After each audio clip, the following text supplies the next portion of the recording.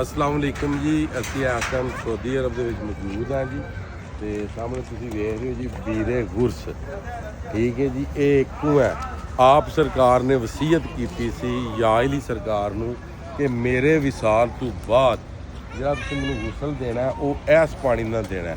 ਤੇ ਯਾਇਲੀ ਸਰਕਾਰ ਨੇ ਪੁੱਛਿਆ ਸੀ ਸਰਕਾਰ ਕਿ ਇਹਦੇ 'ਚ ਐਸੀ ਕਿਹੜੀ ਖਾਸ ਗੱਲ ਹੈ, ਤੇ ਆਪ ਸਰਕਾਰ ਫਰਮਾਇਆ ਸੀ ਕਿ ਜਿਹੜਾ ਕੂਏ ਦਾ ਪਾਣੀ ਹੈ ਇਹ ਜੰਨਤ ਦਾ ਪਾਣੀ ਹੈ।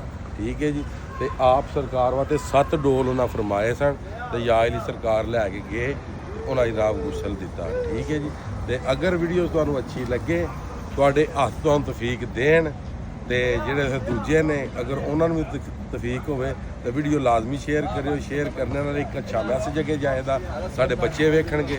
ਠੀਕ ਹੈ, ਤੇ ਹੋਰ ਵੀਡੀਓ ਸ਼ੇਅਰ ਕਰਨ ਨਾਲੋਂ ਬਿਹਤਰ ਹੁੰਦਾ ਹੈ ਅੱਛੀ ਵੀਡੀਓ ਸ਼ੇਅਰ ਕਰੋ, ਇੱਕ ਅੱਛਾ ਮੈਸੇਜ ਅੱਗੇ ਜਾ। ਇਹ ਵੀ ਇੱਕ ਸਦਕਾ ਜਾਰੀਆ ਤੇ ਲਓ ਇਨਸ਼ਾਅੱਲਾ ਤਾਲਾ। ਹੁਣ ਚੱਲਦੇ ਹਾਂ ਜੀ ਅਗਲੀ ਕਿਸੇ ਜਗ੍ਹਾ ਤੇ, ਅਗਲੀ ਕਿਸੇ ਜ਼ਿਆਰਤ ਤੇ, ਉਹ ਵੀ ਤੁਹਾਨੂੰ ਵਿਖਾਣੇ ਆ ਜੀ। ਅੱਲਾ ਹਾਫਿਜ਼।